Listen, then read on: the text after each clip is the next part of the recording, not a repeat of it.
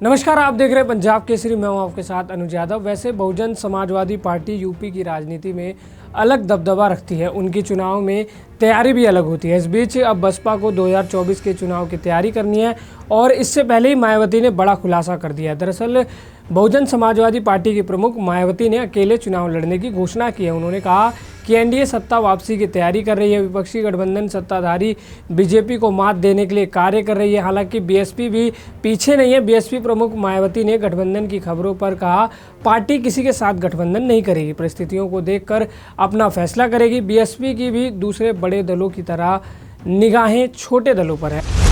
आपको बता दें कि हर चुनाव से पहले बीएसपी चीफ मायावती की रैलियों और उनकी रैलियों में चुनावी मंच चर्चा में रहता है। मायावती के चुनावी सभा में मंच पर दो अलग अलग माइक रखे जाते हैं। हर रैली में एक व्हाइट हाउस मंच के बगल में बनाया जाता है। इस व्हाइट हाउस में हर तरह की सुविधाएं होती है।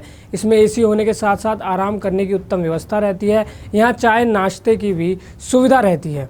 बीएसपी प्रमुख मायावती की रैलियों में कई तरह के नियम भी होते हैं जिनका पालन करना बेहद ज़रूरी होता है। उनके मंच पर किसी को भी जूते चप्पल पहनकर जाने की इजाज़त नहीं होती, सभी को नंगे पैर ही जाना पड़ता है। मायावती की मौजूदगी में मंच के आसपास किसी को भी गुजरने की इजाज़त नहीं रहती। मायावती के मंच पर दो अलग अलग माइक की व्यवस्था रहती है, जिसमें एक माइक पूरी तरह से मायावती के लिए रिजर्व रहता है, जबकि दूसरा माइक रैली के संचालन के लिए होता है। बसपा यूपी की राजनीति के लिए जानी जाती रही है क्योंकि मायावती यूपी की सीएम रह चुकी है और उनकी पार्टी ने एक समय में काफ़ी बेहतर प्रदर्शन किया था। उसी समय को याद करते हुए बसपा लोकसभा चुनाव की तैयारी कर रही है।